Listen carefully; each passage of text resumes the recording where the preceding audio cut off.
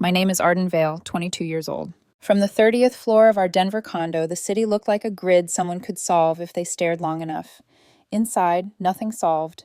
Nancy, never mom when her phone was in her hand, curated Tiffany's life for public consumption. My little ballerina, my fashionista, my rising star, all caps, all hearts, always Tiffany. Douglas, Dad, when he remembered, coded in his glass office with noise-canceling headphones and the posture of a man who didn't hear fire alarms. We were twins by minutes, but minutes can be oceans. Tiffany got the boat. I learned to swim. At the mall, it was choreography. Tiffany pointed, Nancy paid. Tulle, satin, pinks, with names like Swan and Sunset. I held a clearance t-shirt that said Explore and watched Nancy's smile deflate. We can't afford extras, Victoria. Extras. I was 12 and learned a new definition. Anything that belonged to me. When Tiffany needed custom shoes from New York, the box arrived with a bow. When I asked about a coding camp, Nancy didn't look up from her phone. Not now. That night, I found a YouTube playlist titled Python for People No One Notices, my title, not theirs, and taught myself loops while Tiffany practiced fouettes in a room the size of a promise. Dad's love language was attention, spoken sparingly and often mistranslated. I handed him a clunky space shooter I'd built in middle school. His eyes slid past pixels to Tiffany's new trophy. That's great, he said to my code and tell me everything to her. My app stayed open on the coffee table until the laptop dimmed and the condo reflected me back. A girl whose victories didn't make sound. In 7th grade, I joined math club and learned the relief of problems that wanted to be solved. I brought home a test with a 95 and placed it on the counter like a white flag. That's nice, Victoria, Nancy said, already pivoting toward Tiffany's rehearsal. My paper's red 95 sat beside her red lipstick. One was noticed, one was worn. 8th grade science fair. I built a rover that could pick up coins. The gym smelled like sweat and possibility. I won first place and walked in the door ready to be not adored, just acknowledged. Nancy was on the phone, laughing too brightly. Tiffany's the lead, she told whoever was listening. My trophy shone on my desk under a lamp that buzzed, then went quiet. The photo grid on Nancy's Instagram updated to 10 squares of stage light and Tiffany's smile. My rover collected dust without complaint. High school turned subtle cruelty into syllabus. Tiffany auditioned for coding club, attendance optional, resume mandatory, then attended a $2,000 Silicon Valley experience. I showed Nancy an app portfolio I'd built on a second-hand laptop and got a pat and, "You're fine at home." Tiffany got a suitcase that wheeled itself. I learned budgets. At 16, Tiffany unboxed $3,000 of designer clothes while I slid a $20 thrift store card into my pocket and told myself I liked the hunt. In junior year, I won a state award for a machine learning project. The email came with confetti gifts and a request that I please bring family to the ceremony for photos. That night, Nancy posted a video. Tiffany in a recital, soft focus, captioned, "Couldn't be prouder." I pressed my plaque into my backpack until the edges bit my palm. Parent-teacher conference. Mr. Simmons, my coding teacher, used words like rare and game changer. Nancy nodded, smiled thinly, and told him, "She's always been so independent, as if independence were a reason not to show up." Later on a phone call I wasn't meant to hear, she laughed lightly. "Tiffany's got charisma," she said. "Arden just sticks to her computer." Nothing extraordinary, a verdict disguised as an observation. The night that broke, something wasn't loud. I was rinsing a pan, too much clatter apparently, while Tiffany ran lines in the living room and Nancy coached like a stage mother with stock options. "Victoria, keep it quiet," she snapped. This could be her big break. Break. I thought of all the things that had already broken and went upstairs for water I didn't need. Their voices bled through the stairwell. Nancy's, sharp and hushed. "Douglas, if we only had Tiffany, life would be so much easier." The pause stretched. Dad's voice arrived softer, worse. "Yeah, Arden's so independent. She doesn't need us like Tiffany does." I stood there, water glass sweating onto my palm, and learned the answer to a question I hadn't let myself ask. Not just unseen, unwanted. Back in my room, I slid the glass onto a coaster and pulled the notebook from under my pillow. I wrote the date and then a list. Chores done during Tiffany's big break. Funds approved for her drama coach. Messages ignored about my scholarship. Every moment I was repurposed into help. It wasn't a manifesto. It was accounting. If numbers could save cities, maybe they could save a girl from disappearing. Morning wore its usual mask. I poured orange juice, nodded through Tiffany's rehearsal recap, and stacked plates without a clink. Inside, the sentence looped, if we only had Tiffany, like a track that refused to skip. Something in me stopped begging for edits and started drafting its own ending. I doubled down. AP classes, coding club president, an app on a national blog that called my work elegant and unlikely given her equipment, which stung and soothed at once. Mr. Simmons told the class I'd be somebody they'd Google in 10 years. At home that night, Nancy booked a $1,000 drama coach for Tiffany and asked me to pick up groceries. The lies were small and constant. "We're tight on money," she'd say, tapping to pay for Tiffany's second set of coaching hours.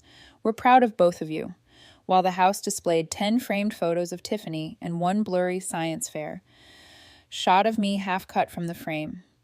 I stopped bleeding for it. I started planning. Answers never come when you shout at doors. They come when you look for keys. Mine was labeled personal in Nancy's email, a folder I would find on a night when the condo slept and the glow from her screen felt like permission. A name waited for me inside, Heather, and with it, the proof I wasn't crazy. But that discovery was still a breath away. For now, I had a ledger, a vow, and a centenesium amount. I will be someone they can't ignore, even if they pretend not to look.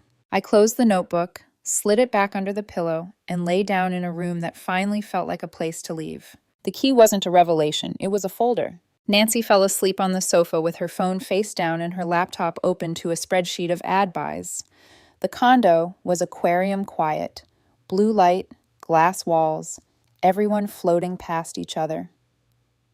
I stood in the doorway long enough to decide I was tired of wondering who I was in this house. Then I sat, slid the trackpad, and typed what any daughter knows by instinct. Her password, our dog's name from when we were 6. Inbox. A cathedral of unread worship. I searched personal because that's where the truth hides when people brand their lives. A folder appeared, small, almost embarrassed to exist. Inside, a thread with a sender I'd heard mentioned twice in my entire life, both times as a cautionary tale. Heather Walsh, Nancy's younger sister, the one who made drama, which in our family meant she asked for fairness out loud. The oldest email was 6 years old. "You don't see what you're doing to Arden," Heather had written. "You call her independent to excuse abandonment. She's a child." Nancy's reply was the temperature of steel. "Stay out of my family." The thread sputtered and died. No reconciliation, just silence. At the bottom of the last message, an address in Boulder. I wrote it into my ledger like it might run away. 2 days later, when Nancy and Tiffany left for a Sunday rehearsal gauntlet, I took the bus north. My notebook rode in my lap like a passport. Boulder broke open into a street of tidy houses and mountain air that didn't care about anyone's Instagram. I found the address, a yellow bungalow with a hand-painted mailbox and a wind chime that sounded like memory. The door opened before I knocked twice. "You must be Arden." She said my name like it belonged to me. The woman in the doorway had short brown hair, warm eyes, and a coding textbook tucked under her arm like an extra rib. For a second, words didn't work. Then I was in her arms, held the way you hold something you've been missing and didn't know how to describe. Heather's house wasn't curated, it was lived in. Bookshelves sagged with sci-fi paperbacks and O'Reilly manuals. The kitchen table was a habitat for a humming laptop and a mug that said, "Commit early, commit often." A black cat named Colonel blinked from a chair like it had seniority. "Tea?" she asked. "Please." She didn't ask for proof. She asked for stories. I told her about Nancy's captions and Douglas's headphones, about trophies that glowed only in my room, about being labeled independent like it meant I came with my own air. I told her about the sentence on the stairs. If we only had Tiffany. Heather listened without blinking, like paying attention was a skill she kept sharp. Nancy was like that when we were kids, she said finally. She needed to be the sun. I learned to be weather. It makes you hard to cancel. We moved to the table. Show me what you're building, she said, tapping the laptop. I opened my energy optimization model, the scrappy one I'd taught myself out of boredom and stubbornness, and watched her eyebrows lift in a way that felt better than applause. You've got the bones, she said. Now let's give it lungs. We debugged until the tea went cold. She showed me the parts of machine learning the internet never quite explains. The ethics settings, the edge cases, the places where a model makes a confident wrong guess because no one thought to teach it humility. When I caught a bug she hadn't seen, she smacked the table and laughed. There she is. I left with a list of books, a GitHub invite, and a text that came through before I reached the bus stop. You're not crazy. Text me whenever you forget that. The next weekend I came back, and the next. Heather became a new verb in my life. We built, we refactored, we argued about loss functions and people. She taught me to name what good code feels like in your hands, how it stops apologizing for itself. I learned that mentorship is a mirror that doesn't make you smaller. One Saturday, after we finally got the model to reduce simulated grid strain by double digits, Heather disappeared into the garage. She returned with a small black box. Inside, a key fob with a sleek silver emblem. My mouth went dry. I can't. You can, she said, more fact than insistence. You're going to MIT in the fall. You need safety and freedom. It's a Model 3. Not flashy, just reliable. Considerate interest on all the years you went underfunded. It's too much. Arden, she said softly, we both know what too much looks like. This isn't it. This is right-sized belief. I closed my fingers around the fob. It was heavier than I thought, the weight of being trusted. We kept the car at Heather's, tucked on a quiet street under a cottonwood that dappled the hood with light. I wasn't ready for Nancy to see a physical object she couldn't spin into content. I drove circles in the neighborhood like a secret, the motor humming yes under my hands. Weekdays, I took a part-time job at a tech library across from campus, shelving AI texts, helping middle schoolers at coding workshops, sliding a few dollars into a savings account that felt like a door just beginning to open.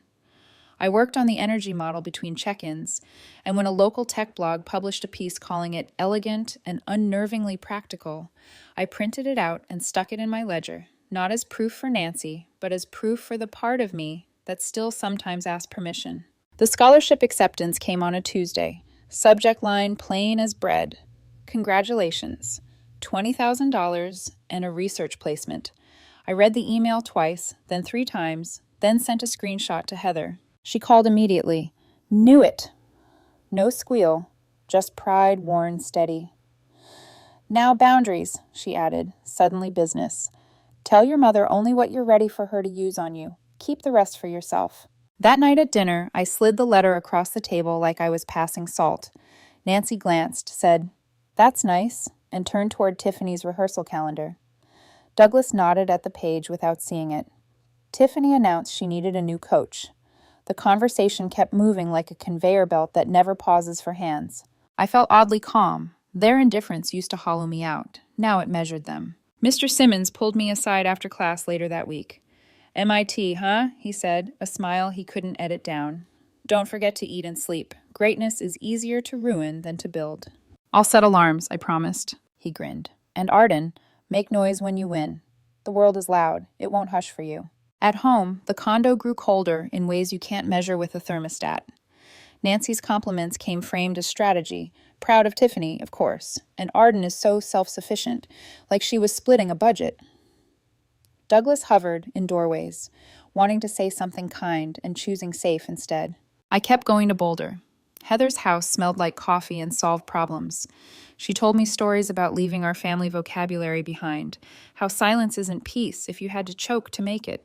You get to define family, she said, stirring the sugar into her mug. Sometimes it's genetic, sometimes it's a choice. I thought about choices I hadn't made yet. A graduation where the family seats might be full of air, a driveway where a white car would eventually be seen, a post I could write with receipts and mercy. I didn't know the order of those scenes. I knew the shape. 2 months out from graduation, I taped 3 things above my desk: the scholarship letter, a photo of the Tesla key fob on my palm, and a sticky note that read, "No more invisible victories." On the bus back to Denver one evening, the city rose out of the horizon like a polite threat.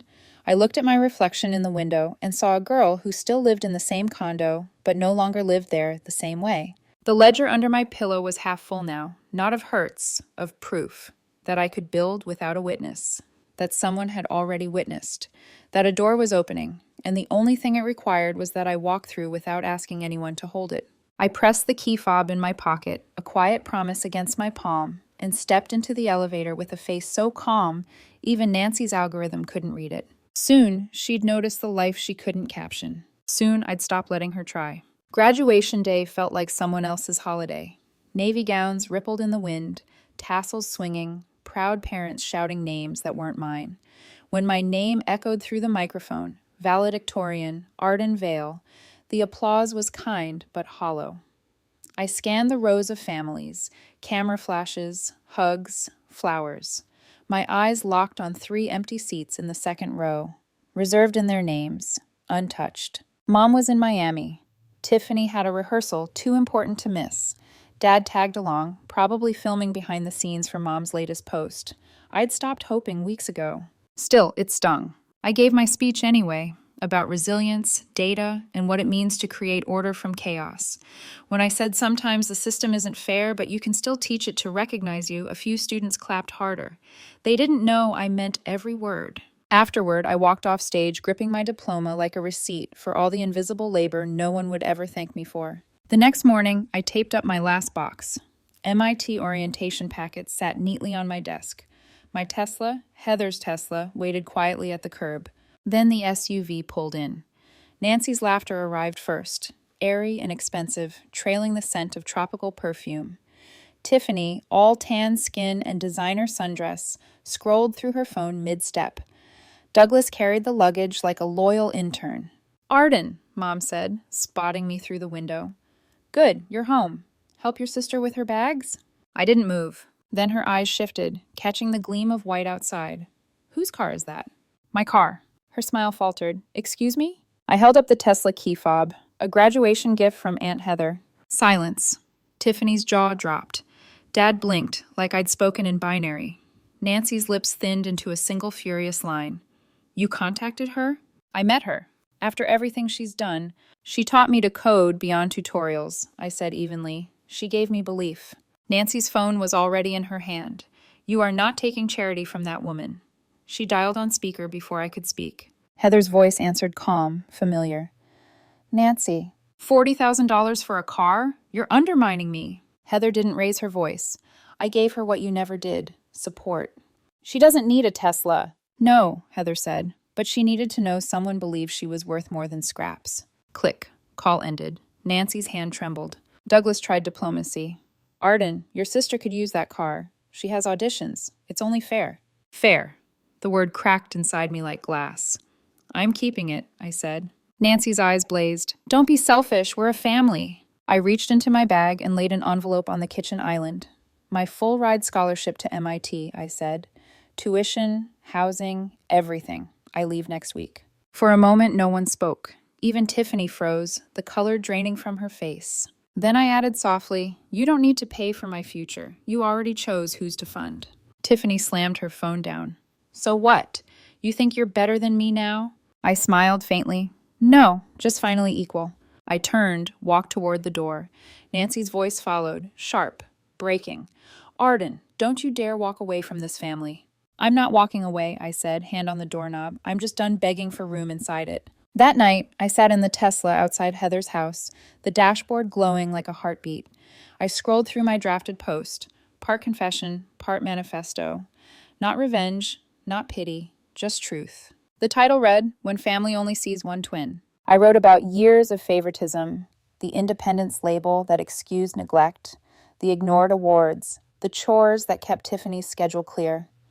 I included no insults, just receipts, photos of trophies, award letters, timelines. I ended it with, "I'm not angry, just finally visible. Every overlooked kid deserves to be seen. This is my story." Before I could second guess it, I hit post on LinkedIn. By morning, it had detonated. 20 shares turned into 200.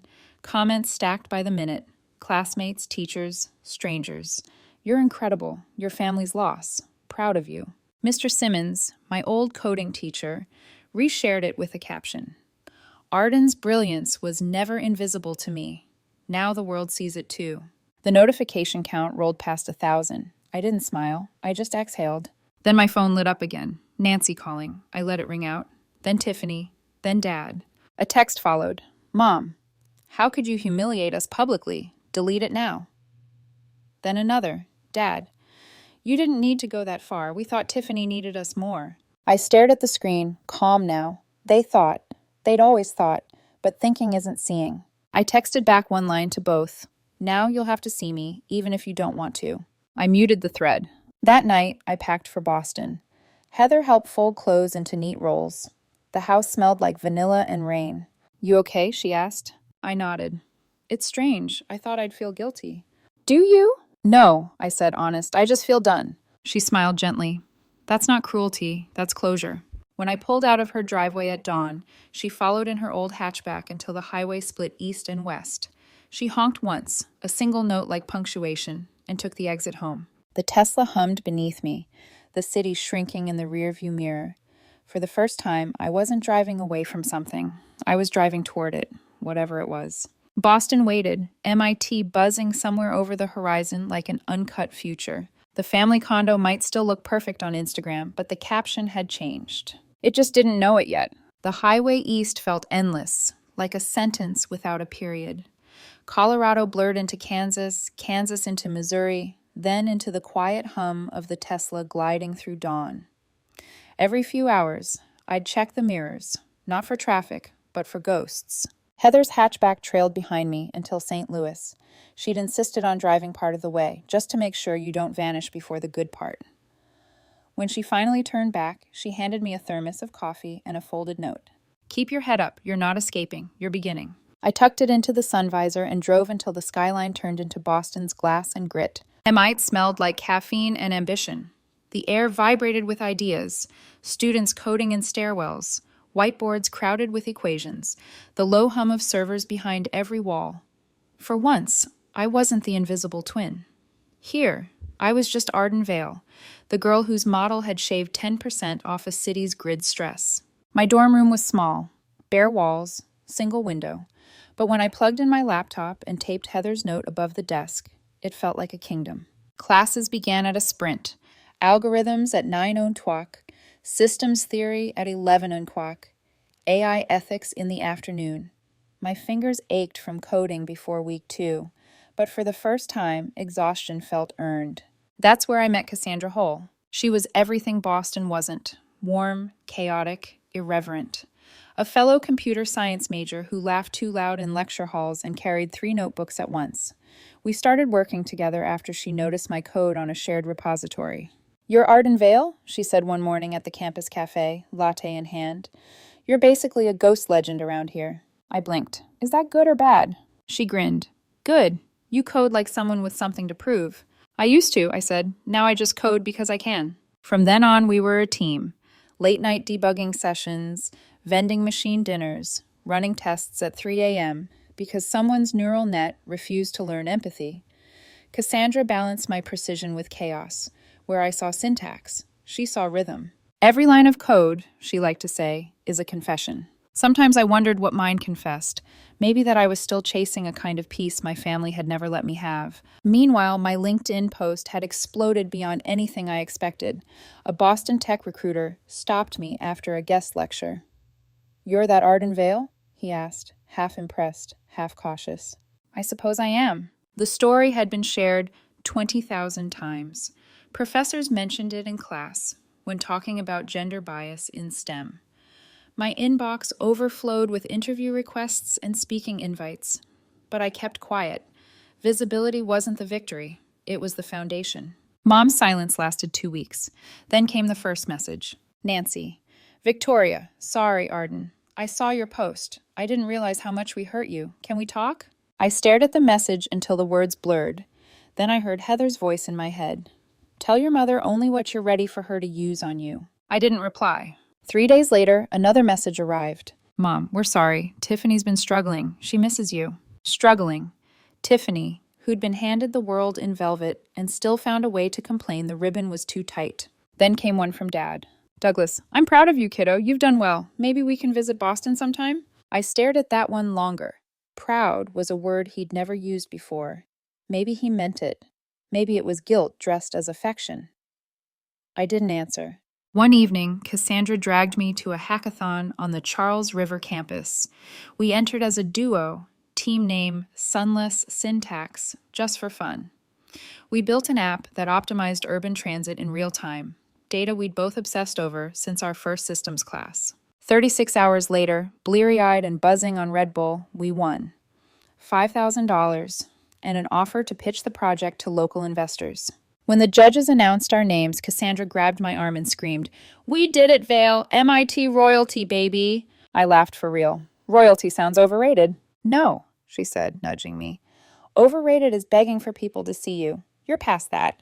I didn't know then that she was right. After the hackathon, I landed a part-time role at a Boston startup that focused on sustainable city tech. It paid $200 a week, barely enough to cover textbooks, but the work mattered. Each afternoon, I'd bike there from campus, debug transit algorithms, and leave knowing I'd built something useful. Heather called every Sunday. "You sound lighter," she said one night. "I am," I told her. "It's weird, but it's like the noise stopped." She chuckled. "That's not silence, kiddo. That's peace. Don't confuse them." On my desk, next to Heather's note, I kept a printout of the viral post. Not to gloat, just to remind myself how far truth could travel when you stop whispering it. One weekend, Cassandra and I sat on the dorm roof, Boston glowing beneath us. She passed me fries from a takeout box. "Do you ever think about going back?" she asked. "To Denver?" "Yeah, to them." I looked at the skyline, the city breathing steady under the night. "I don't know," I said finally. They built me to need their approval. Then I realized I could build without it. Going back would mean rewriting code that already runs perfectly fine. Cassandra smiled. "You're poetic when you're healed."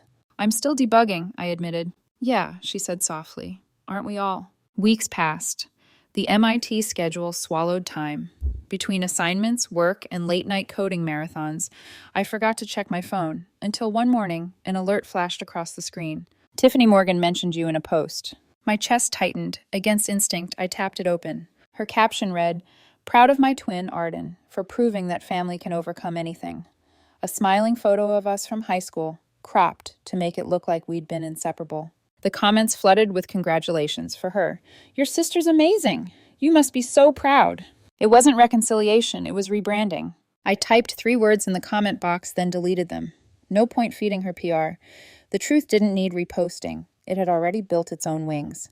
That night, I met Cassandra at the cafe downstairs. She noticed my expression before I said anything. "She posted something, didn't she?" "Yeah, trying to rewrite the narrative." Cassandra shrugged. "Let her. You already own the story." And for the first time, I believed it.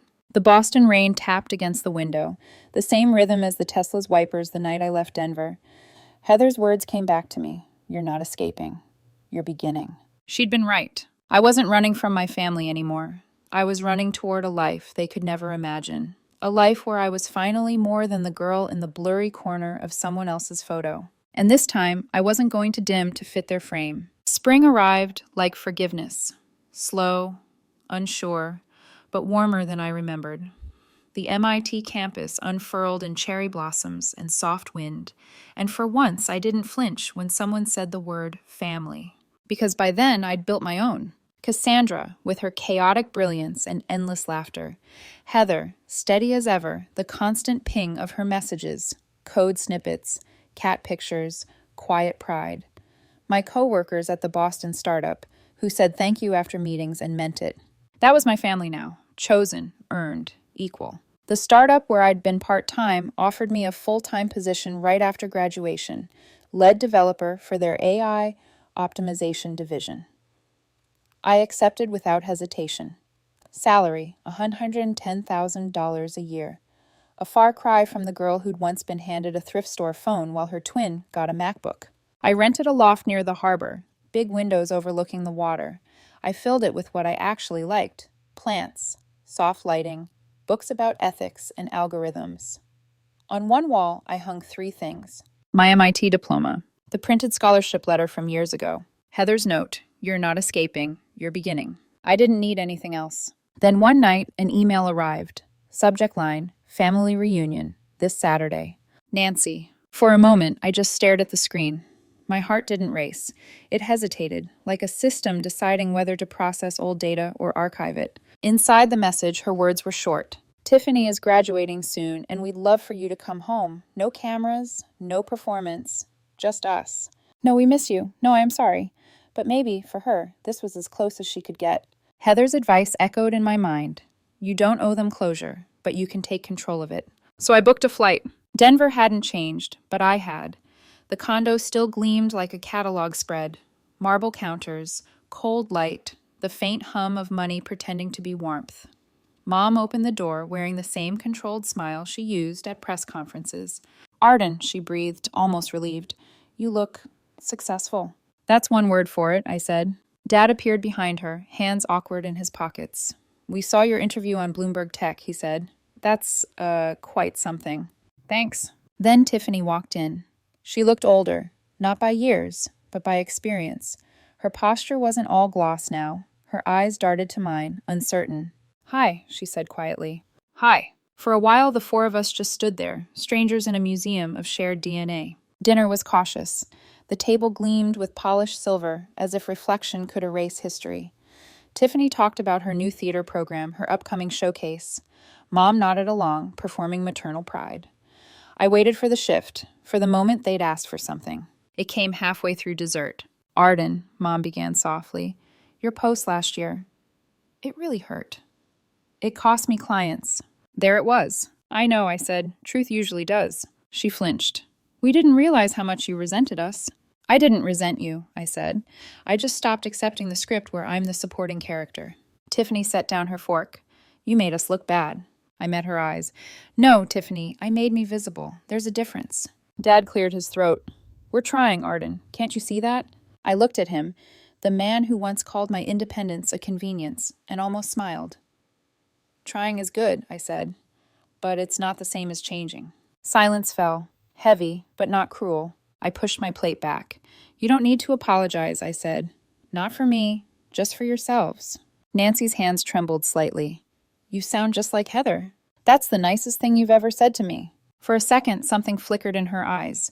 Pain, regret, maybe even understanding. I didn't need to know which. Before I left, Tiffany followed me to the porch. I read your post, she said quietly. All of it. Did you hate it? No. She looked down, twisting her bracelet. I think I envied it. You finally said everything I was too scared to see. That caught me off guard. You? She nodded. Being the favorite isn't freedom, it's pressure. I couldn't fail without feeling like I'd ruin her image. You got to be angry. I had to be perfect. For the first time, I saw the tremor in her voice not as guilt, but as exhaustion. Then stop performing, I said gently. Start living. She laughed softly. You make it sound easy. It isn't, but it's possible. She hugged me, a small, uncertain thing, and for once, I didn't flinch. Back in Boston, I sent Heather a text. Went home, survived, no casualties. She replied, survived isn't the right verb. You evolved. She was right, again. A year later, my startup promoted me to CTO. We launched Veil Dynamics, a sustainability branch built around my original energy optimization model, the same one I coded on an ancient laptop under the sound of Tiffany's ballet shoes.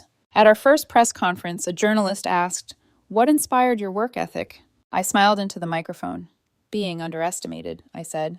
The audience laughed softly, not realizing how literal I meant it. That night, I walked along the harbor. The city lights shimmered across the water, and I thought of every version of me that had carried this story. The child folding laundry while her twin rehearsed, the girl reading Python tutorials in secret, the woman who drove east into freedom.